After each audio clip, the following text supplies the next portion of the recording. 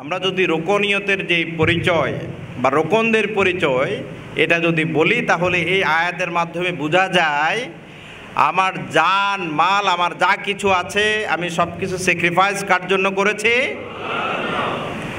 দ্বিতীয়ত বিষয় হচ্ছে যে দিন হচ্ছে জীবন উদ্দেশ্য।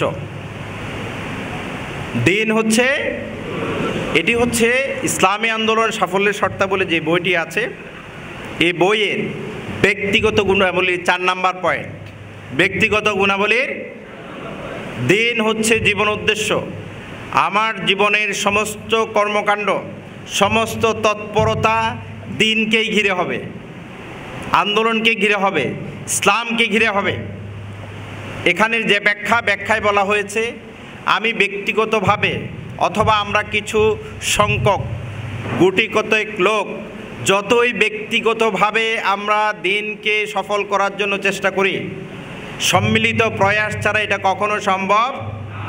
এজন্য জামাতবদ্ধ লোক যারা আছে তারা যদি সামগ্রিকভাবে সবাই মিলে জড়েই তার জান মাল সব কিছুকে আল্লাহ তাআলার পথে কোরবানি দিতে পারে, তাহলে তারা তাদের লক্ষ্যে পৌঁছাতে পারবে।